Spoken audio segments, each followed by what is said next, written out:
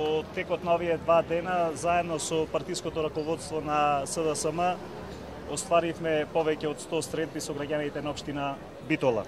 На средбите со нив, најголем број на нивни забелешки се однесува на локалната самоуправа.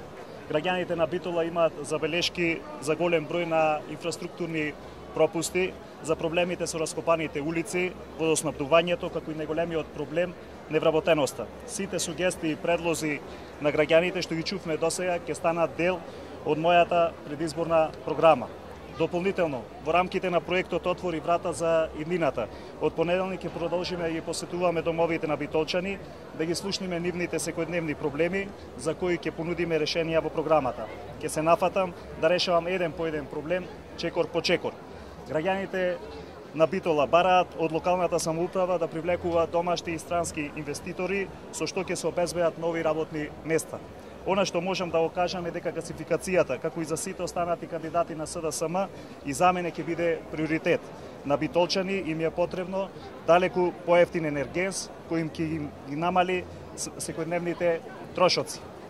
Меѓу другите мои приоритети ќе бидат носење на нов генерален урбанистички план како основа за модернизација и развој на Битола, развој на Пелистер како клучен туристички потенцијал, како за зимскиот туризам, така и за алтернативниот селски туризам на подпелистерскиот регион, создавање на услови за подобар локален економски развој, решавање на проблемите со водоснабдувањето.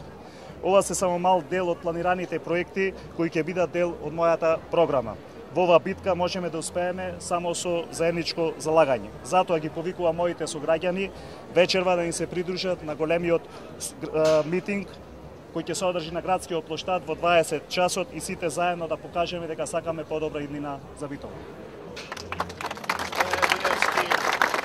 Вчера беше речено дека порано сте биле член на Социјалистичката партија, а во исто време некаде беше и прокоментирано дека како иден градоначалник ќе сте ја кроеле цената на струјата.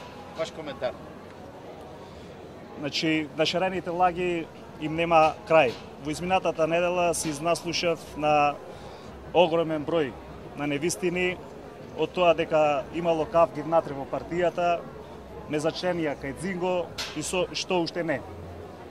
Тоа е една само ноторна лага од страна на ВМРО ДПМНЕ. Но вчера видовме една друга вистина, дека ВМРО ДПМНЕ е против гасификација на општините во Република Македонија и дека во изминатите 7 години не сторија ништо во овај дел и не мрна со прст. ВМРО ДПМНЕ може да продолжи со својата црна кампања, може да продолжи слободно да плука. Ние имаме многу попаметна работа, а тоа е да имаме средби со граѓаните на општина Битола, да ги слушаме нивните проблеми и да нудиме решенија за истите. Господине Макрадули,